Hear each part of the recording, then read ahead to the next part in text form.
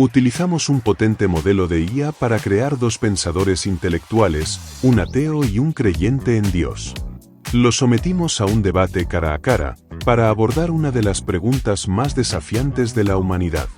Para evaluar este debate, seleccionamos 5 modelos de IA diferentes como árbitros, para ver qué argumentos considerarían más sólidos. Únase a nosotros y prometan no hacer trampa. No se salte el vídeo para ver los resultados finales. El debate comienza ahora. ¿La existencia del sufrimiento y del mal en el mundo refuta la existencia de Dios? Si la existencia del sufrimiento y el dolor en el mundo es uno de los argumentos más contundentes contra la existencia de Dios. Si existe un Dios todopoderoso y amoroso, ¿por qué permitiría que niños inocentes murieran de hambre? ¿Por qué existiría el cáncer? ¿Por qué los terremotos y tsunamis destruirían a familias inocentes? Sé que algunos dicen que estos sufrimientos tienen como objetivo poner a prueba nuestra fe o darnos libre albedrío, pero estas justificaciones no son lógicas. Un padre amoroso jamás torturaría a su hijo solo para ver cuánto lo ama. Un Dios todopoderoso podría crear un mundo con libre albedrío y amor, pero sin todo este dolor y sufrimiento innecesarios. Es como si tuviera un laboratorio lleno de ratones y los dejara sufrir y morir deliberadamente, solo para ver cuáles me serían leales. Esto sería inmoral, incluso para un ser humano común y corriente, y más aún para un Dios perfecto y amoroso. Pedimos a varios modelos de IA que calificaran cada respuesta de 0 a 100 según 10 criterios. La puntuación que estos modelos otorgaron a la primera respuesta del ateo es la siguiente.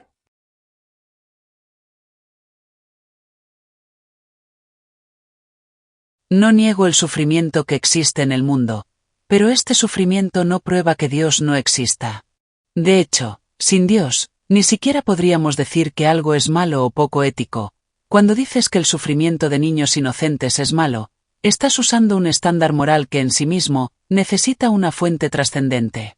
Considera el ejemplo del laboratorio de ratones. ¿Por qué crees que dañar a los ratones está mal, en un mundo sin Dios? Todos somos solo conjuntos de átomos que se unieron al azar. Desde esta perspectiva, el sufrimiento y el dolor no tienen un significado real, son solo reacciones químicas en el cerebro. Además, no podemos estar seguros de que Dios no tenga buenas razones para permitir este sufrimiento, como un niño, que no entiende por qué sus padres le permiten recibir una vacuna dolorosa.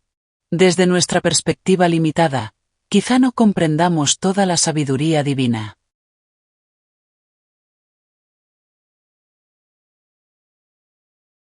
Tu comparación con administrarle una vacuna a un niño es interesante, pero hay una diferencia importante. Los padres saben que la vacuna es necesaria para la salud del niño. El dolor a corto plazo previene enfermedades peligrosas. Pero cuando un niño muere de hambre, ¿qué mayor beneficio hay? En cuanto a la ética sin Dios, tu argumento no es lógico. Podemos decidir qué está bien y qué está mal en función de las consecuencias y el impacto de nuestras acciones en los demás. Si una acción causa sufrimiento innecesario a seres inteligentes, esa acción es moralmente incorrecta. No necesitamos a Dios para entender esto. Además, si la ética debe provenir de una fuente trascendente, ¿cómo se sabe que esa fuente es benévola? Quizás ese ser trascendente sea el mal mismo. Esta es la famosa pregunta de Platón. ¿Aman los dioses las buenas obras porque son buenas? ¿O son buenas las buenas obras porque los dioses las aman?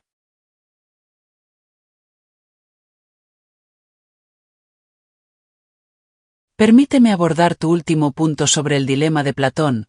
Creo que la bondad y Dios son inseparables. Es como preguntar si un círculo es redondo porque es redondo, o porque esa es la definición de círculo. Dios es la encarnación del bien absoluto, así que no puede ser malo. Respecto al ejemplo de los niños que mueren de hambre. Es cierto que no podemos ver el bien mayor, pero eso no significa que no exista. Está sacando una conclusión general, a partir de nuestro limitado conocimiento. Es como una hormiga que dice, que como no entiende por qué los humanos destruyen su nido para construir un hospital, no debe haber una buena razón. Sobre la ética sin Dios, el problema es que no se puede explicar por qué deberíamos preocuparnos por el bienestar ajeno. En un mundo materialista, ¿por qué debería importarme el sufrimiento ajeno? esto se convierte en una mera preferencia personal, no en una verdad moral objetiva.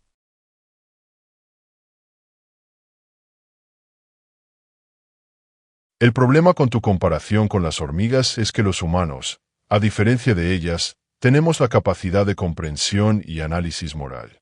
Y con esta capacidad, vemos que muchos de los sufrimientos del mundo carecen completamente de sentido y son innecesarios. Preguntas, ¿por qué deberíamos preocuparnos por el bienestar de los demás? Digo que esta es una pregunta que debería hacérsele a un creyente. ¿Solo te preocupas por los demás porque Dios lo dijo? Es decir, si Dios dijera que torturar niños es bueno, ¿lo aceptarías? Como seres sociales y racionales, podemos comprender que la cooperación y la empatía son esenciales para la supervivencia y el progreso de la sociedad. La ética surge de esta comprensión natural y evolutiva, no de los mandatos de un ser trascendente. Además, la historia ha demostrado que las propias creencias religiosas han conducido a veces a la inmoralidad y a la violencia.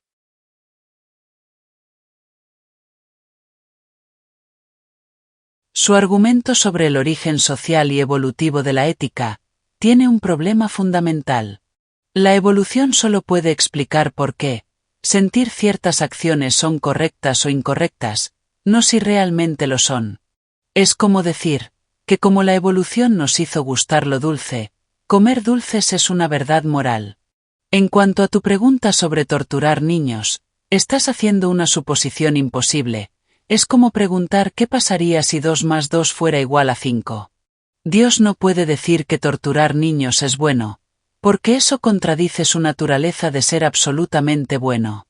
Es cierto que algunas personas religiosas han cometido actos inmorales, pero esto demuestra que se han desviado de sus principios religiosos, no que la religión en sí sea problemática. Al igual que si un científico hace trampa, no significa que el método científico esté equivocado.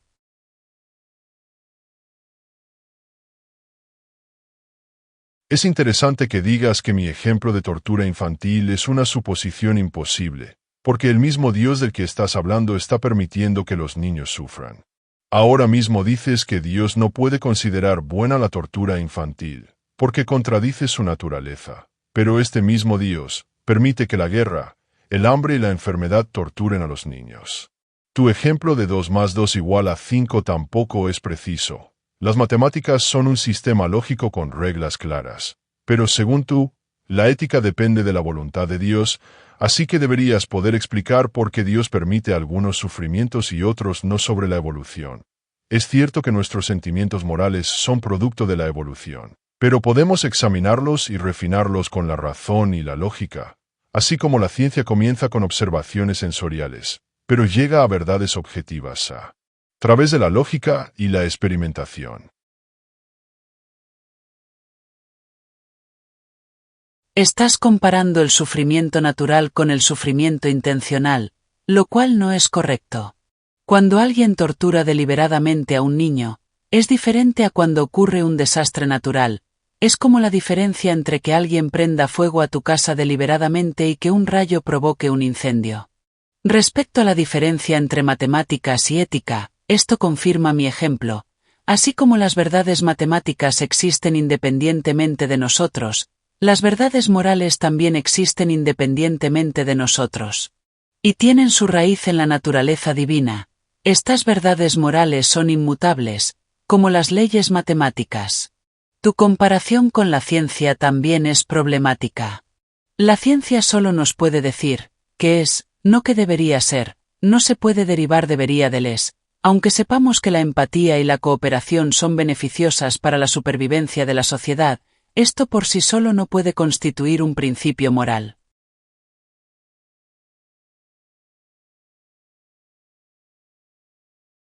La distinción que haces entre sufrimiento natural e intencional en realidad va en contra de la existencia de Dios, porque si hay un Dios que lo controla todo, todo sufrimiento se consideraría intencional.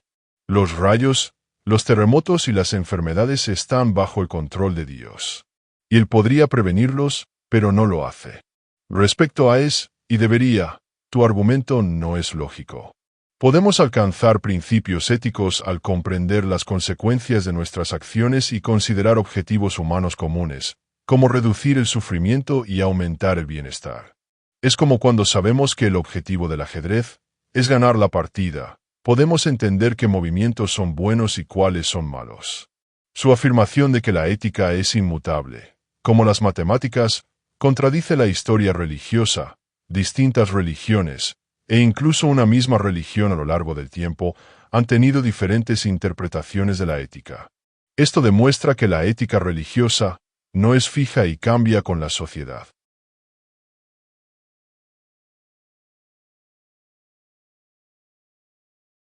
Cuando dices que Dios podría prevenir todos los desastres naturales, te imaginas un mundo irreal.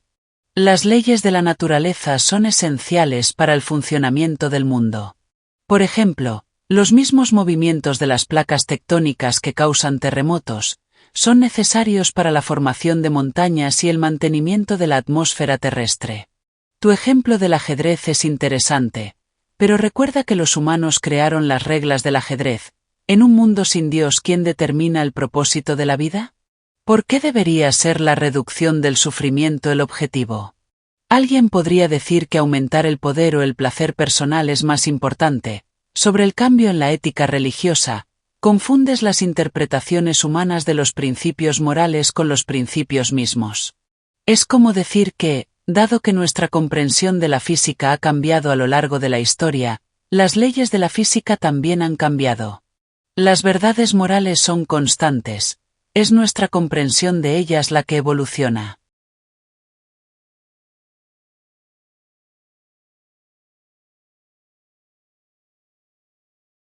Sobre la necesidad de las leyes naturales. Un Dios todopoderoso podría crear un mundo donde estas leyes funcionen sin causar sufrimiento. ¿Por qué los terremotos no podrían ocurrir solo cuando no hay nadie cerca? ¿O por qué debe existir el cáncer? Sobre el propósito de la vida, la ausencia de Dios nos hace responsables de determinar nuestro propio significado y propósito en la vida.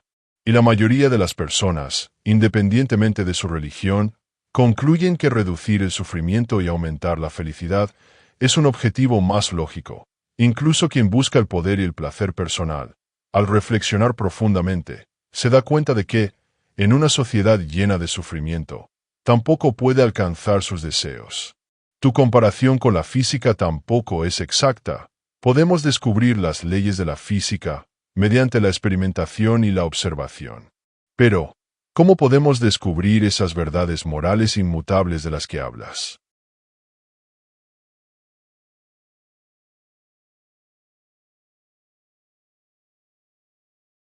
Has hecho una pregunta muy acertada, sobre el descubrimiento de verdades morales. Podemos alcanzar estas verdades mediante una combinación de razón, intuición moral y revelación divina. Al igual que comprender la realidad, requiere no solo nuestros 5 sentidos, sino también la razón y la lógica. Pero volvamos a las leyes de la naturaleza. Dices que Dios podría crear un mundo donde los terremotos solo ocurren en zonas deshabitadas, pero esto significaría que Dios tendría que interferir constantemente con las leyes naturales. Es como un programador que modifica constantemente su código. El resultado sería un sistema inestable y poco fiable. Sobre el sentido de la vida, el problema es que en un mundo aleatorio y sin propósito, incluso esa conclusión lógica que mencionas es solo una ilusión evolutiva. ¿Por qué deberíamos confiar en las conclusiones de un cerebro que evolucionó, solo para sobrevivir?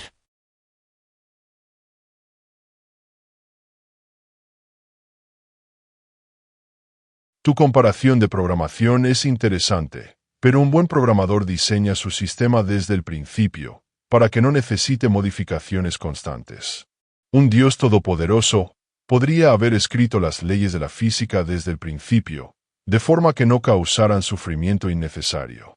Dices que no deberíamos confiar en las conclusiones de un cerebro evolucionado, pero este argumento se refuta a sí mismo. Porque la creencia en Dios también es producto de este cerebro. ¿Cómo podemos confiar en nuestra comprensión de Dios y la revelación si, según tú, no podemos confiar en nuestro cerebro? Sobre la combinación de razón, intuición y revelación, El problema es que las diferentes revelaciones dicen cosas contradictorias. ¿Cuál deberíamos creer? Al menos en ciencia, podemos llegar a un acuerdo mediante la experimentación y la observación, pero con la revelación, cada uno tiene su propia afirmación y no hay forma de verificarla.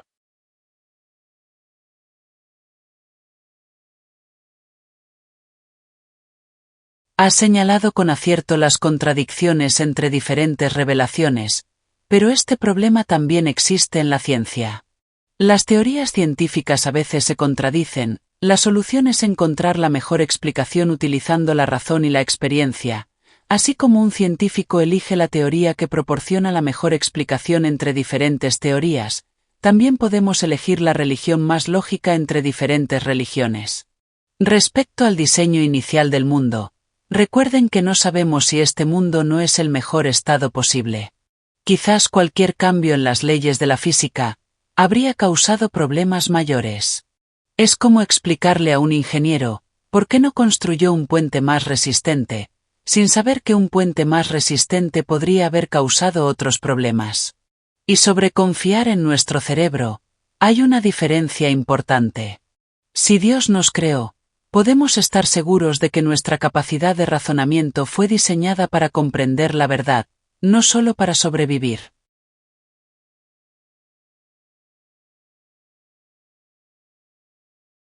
Tu comparación entre teorías científicas y revelaciones religiosas no es precisa.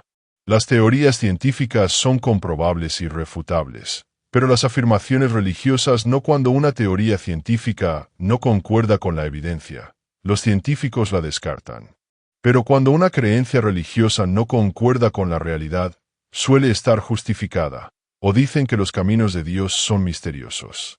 Tu argumento sobre el mejor mundo posible también es problemático. Dices que este podría ser el mejor estado, pero un Dios todopoderoso podría superar cualquier limitación. El ejemplo del puente no es apropiado porque un ingeniero tiene limitaciones físicas, pero Dios no. Y finalmente, tu argumento sobre confiar en la razón es un círculo vicioso. Dices que como Dios creó nuestra razón, es confiable. Pero, ¿cómo sabes que Dios creó nuestra razón? ¿Porque tu razón te lo dice? Este argumento da vueltas.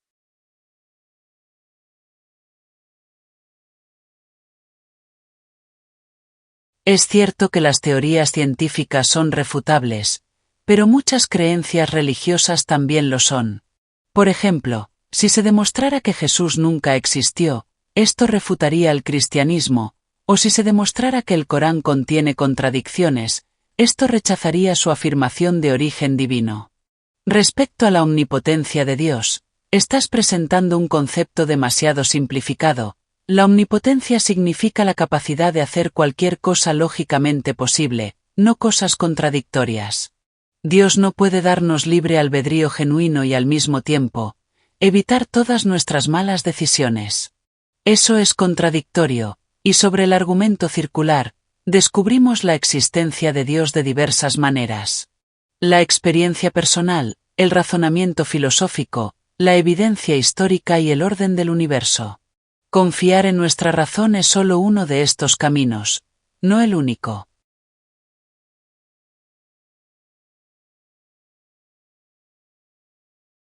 El problema es que las experiencias personales que mencionas existen en todas las religiones. Un hindú diría que ha experimentado a Krishna. Un budista diría que ha alcanzado el nirvana. Estas experiencias no pueden ser todas verdaderas simultáneamente. En cuanto a la falsabilidad, tus ejemplos no son precisos.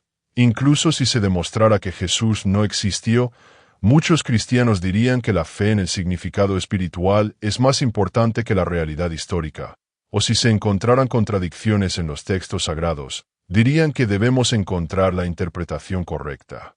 Finalmente, el orden en el universo del que hablas podría ser producto de procesos naturales.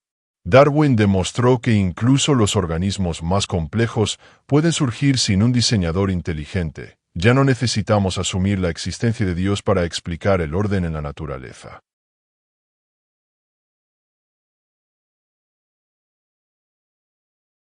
La teoría de la evolución solo explica cómo las diferentes especies se derivan unas de otras. No puede explicar por qué existe nada en absoluto, ni por qué las leyes de la física están tan precisas que la vida se hizo posible. En cuanto a las diferentes experiencias espirituales, coincido en que no todas pueden ser verdaderas en el mismo sentido, pero esto es como si varias personas tocaran un elefante en la oscuridad, cada una comprende parte de la verdad. La variedad de experiencias espirituales puede representar diferentes aspectos de una verdad trascendente. Y sobre la falsabilidad, es cierto que algunos creyentes niegan cualquier evidencia, pero este problema también existe en la ciencia. Algunos científicos se aferran a sus teorías a pesar de la evidencia en contra. Esta es una debilidad de los seres humanos, no de la religión ni de la ciencia en sí.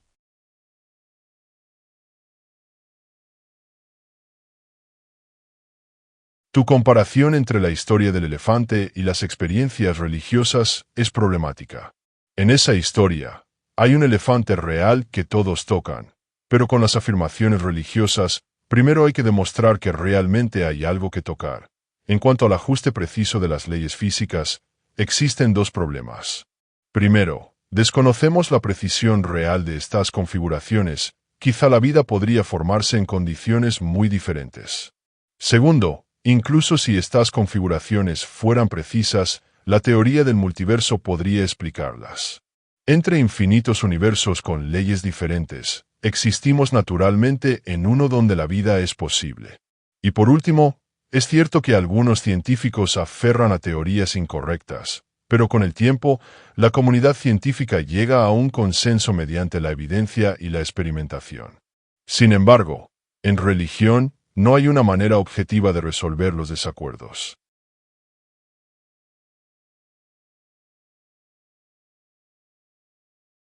La teoría del multiverso que mencionaste tiene serios problemas.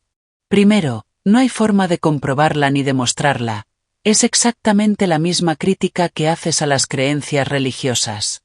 Segundo, incluso si fuera correcta, sigue sin poder explicar por qué existe algo en lugar de nada.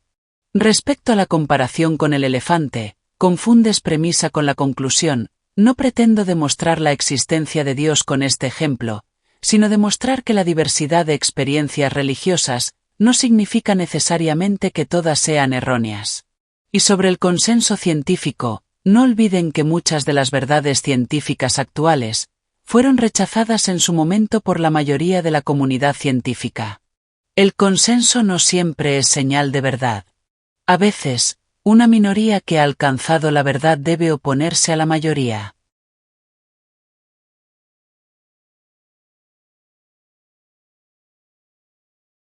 Es cierto que la teoría del multiverso no es directamente comprobable, pero presenta una diferencia importante con las afirmaciones religiosas.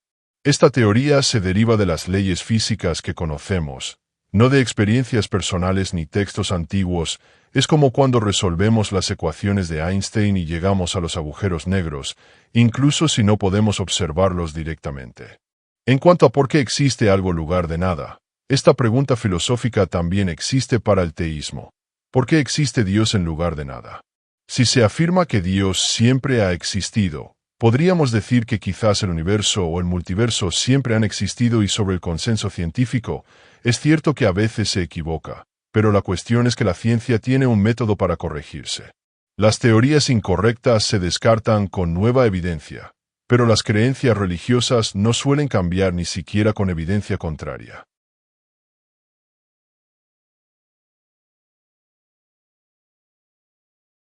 Sobre los multiversos y las ecuaciones físicas, la cuestión es que estas ecuaciones solo describen lo que existe, no por qué existe.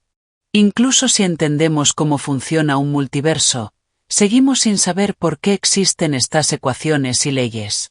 Preguntas por qué existe Dios en lugar de la nada. La diferencia radica en que Dios es por definición un ser necesario, lo que significa que no puede no existir. Es como si no pudiéramos preguntar por qué 2 más 2 igual a 4, pero el mundo material no podría existir, o podría ser diferente. Y sobre el cambio de creencias, la religión también ha cambiado a lo largo de la historia. Por ejemplo, nuestra comprensión de los textos sagrados se ha profundizado con el progreso científico. La diferencia radica en que en la ciencia, las realidades superficiales cambian. En la religión, nuestra comprensión de las verdades más profundas se profundiza.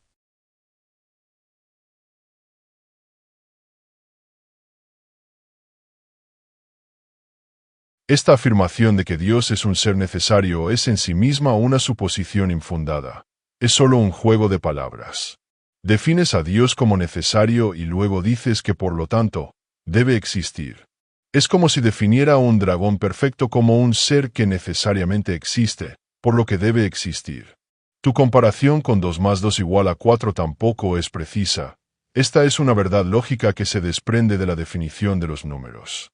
Pero la existencia de Dios es una afirmación existencial sobre la realidad externa. No se puede demostrar la existencia de algo en el mundo real, únicamente mediante la definición y la lógica. Y en cuanto a cambiar la comprensión religiosa, esta es precisamente la debilidad de la religión. Cuando la ciencia demuestra algo contrario a la creencia religiosa, los creyentes interpretan el texto sagrado, para que coincida con la ciencia. Esto demuestra que la verdadera fuente de nuestro conocimiento es la ciencia, no la religión.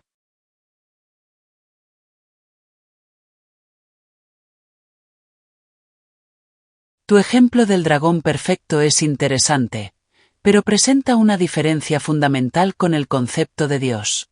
Dios, como fuente de la existencia y causa primera, lógicamente debe ser necesario, de lo contrario, llegamos a una regresión infinita. Es como la diferencia entre números reales e imaginarios. Los números reales son necesarios por definición, pero un dragón es un ser contingente. En cuanto a la interpretación de textos religiosos, esto no es necesariamente una debilidad. La ciencia también interpreta teorías antiguas con nuevos datos. Por ejemplo, con la llegada de la relatividad, nuestra comprensión del tiempo y el espacio cambió por completo. Esto demuestra que la verdad es más compleja que nuestra comprensión inicial. Y por último, la ciencia no puede responder a todas nuestras preguntas. Por ejemplo, no puede decirnos por qué debemos vivir éticamente, ni qué sentido tiene la vida. Estas preguntas escapan al alcance de la ciencia.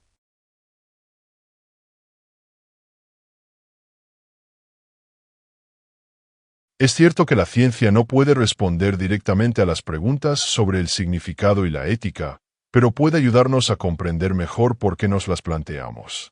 Estudios científicos demuestran que la búsqueda del significado y la ética forma parte de la evolución del cerebro humano.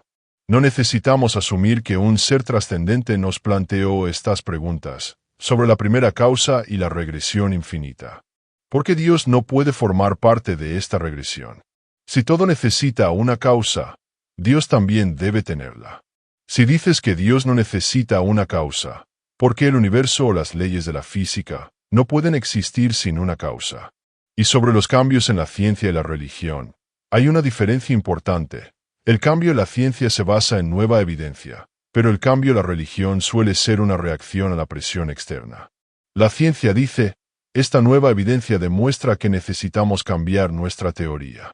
La religión dice, necesitamos interpretar el texto sagrado de una manera que coincida con la ciencia.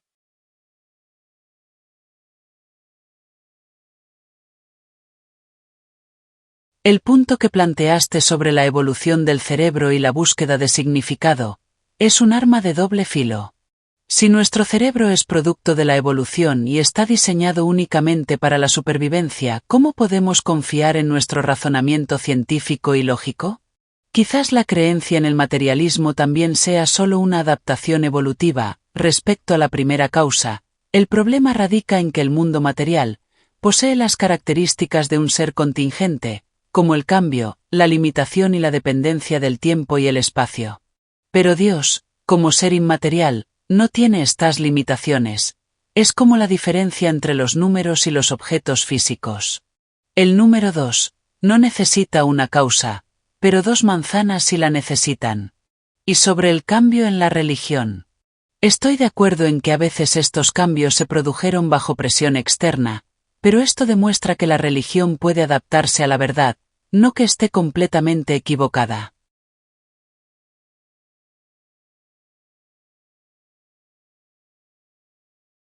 Tu argumento sobre confiar en la razón se remonta al mismo razonamiento circular.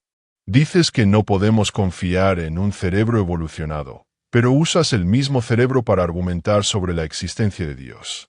De hecho, nuestra capacidad para descubrir verdades científicas y desarrollar tecnología demuestra que nuestra razón, aunque sea producto de la evolución, puede alcanzar la verdad. Tu comparación de Dios con el número 2 también es problemática. Los números son conceptos abstractos, no seres reales. El número 2 no tiene causa, porque no tiene existencia física. Es solo un concepto que definimos. Pero el Dios del que habla se supone que es un ser real que afecta al mundo. Y sobre la adaptación de la religión a la verdad, esto demuestra precisamente que la religión sigue a la ciencia, no que nos guía hacia la verdad. Si la religión realmente provino del Creador del universo, no debería necesitar tantos cambios y reinterpretaciones.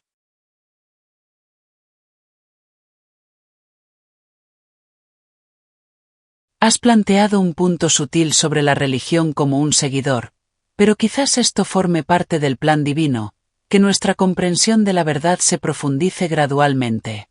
Al igual que un buen maestro, no le cuenta todo al alumno de golpe, sino que le permite descubrirlo por sí mismo. Sobre la diferencia entre conceptos abstractos y seres reales, estoy de acuerdo en que son diferentes, pero precisamente esta diferencia demuestra que Dios debe estar más allá de la materia. Si Dios fuera un ser material, todos los problemas que mencionaste serían correctos. Pero Dios, al igual que las leyes de la lógica y las matemáticas, es abstracto y real. Y sobre confiar en la razón, no digo que no podamos confiar en ella, digo que sin Dios, no podemos explicar por qué nuestra razón se alinea con la realidad. Esta alineación en sí misma es una señal de diseño inteligente.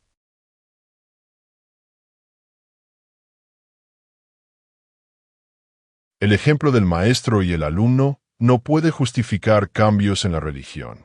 Un buen maestro nunca da información incorrecta a su alumno que posteriormente deba corregirse.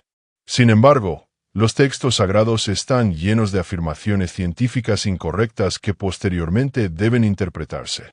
Que Dios sea abstracto y real a la vez es una contradicción. Las leyes matemáticas solo describen relaciones lógicas, no seres reales. No se puede decir que Dios es abstracto como las leyes matemáticas y al mismo tiempo decir que puede intervenir en el mundo y responder a las oraciones. Y sobre la alineación de la razón con la realidad, esto es precisamente lo que explica la evolución. Los seres que no tenían una comprensión correcta de la realidad no pudieron sobrevivir ni reproducirse. Somos el producto de millones de años de selección natural, que ha alineado nuestro cerebro con la realidad.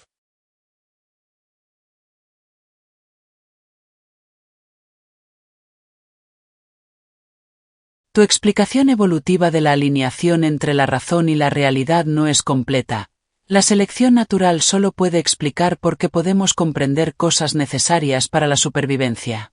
Pero, ¿por qué podemos comprender conceptos abstractos como las matemáticas avanzadas o la filosofía?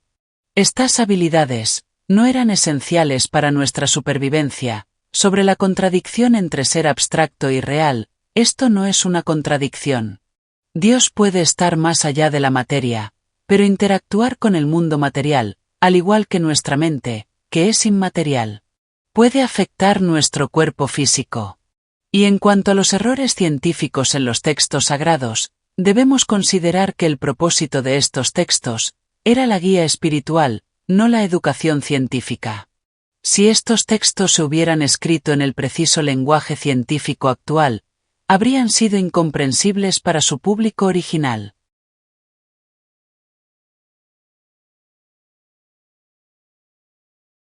Tu afirmación sobre la inmaterialidad de la mente es un ejemplo interesante, pero incorrecto. La ciencia ha demostrado que la mente es producto de la actividad cerebral. Cuando el cerebro sufre daños, la mente también los sufre. Esto demuestra que la mente no está separada de la materia. En cuanto a habilidades abstractas como las matemáticas, estas capacidades son subproductos de nuestra compleja evolución cerebral. Un cerebro que evolucionó para resolver problemas de supervivencia puede desarrollar estas habilidades como una función secundaria. Al igual que las alas evolucionaron primero para regular la temperatura y luego se utilizaron para volar. Y sobre los textos sagrados, si realmente provinieran del Creador del universo, podrían haber expresado verdades científicas en un lenguaje sencillo. Por ejemplo, en lugar de decir que la Tierra es plana, podrían haber dicho que es redonda. Esto no habría requerido un lenguaje científico complejo.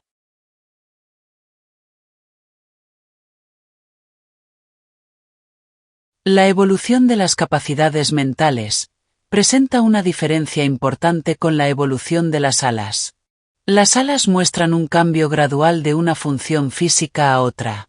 Sin embargo, la brecha entre la comprensión física simple y la comprensión de conceptos abstractos como las matemáticas y la filosofía es mucho mayor.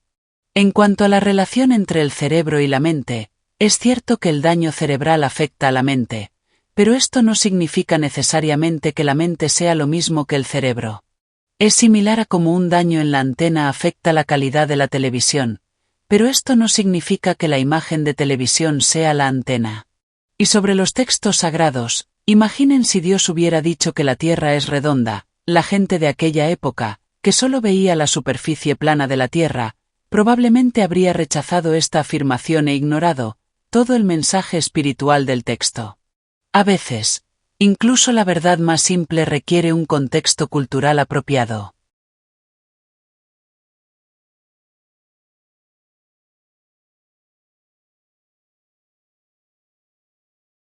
La evolución de las capacidades mentales presenta una diferencia importante con la evolución de las alas. Las alas muestran un cambio gradual de una función física a otra. Sin embargo, la brecha entre la comprensión física simple y la comprensión de conceptos abstractos como las matemáticas y la filosofía es mucho mayor. En cuanto a la relación entre el cerebro y la mente, es cierto que el daño cerebral afecta a la mente, pero esto no significa necesariamente que la mente sea lo mismo que el cerebro. Es similar a cómo un daño en la antena afecta la calidad de la televisión, pero esto no significa que la imagen de televisión sea la antena. Y sobre los textos sagrados, imaginen si Dios hubiera dicho que la Tierra es redonda, la gente de aquella época, que solo veía la superficie plana de la Tierra, probablemente habría rechazado esta afirmación e ignorado todo el mensaje espiritual del texto. A veces, incluso la verdad más simple requiere un contexto cultural apropiado.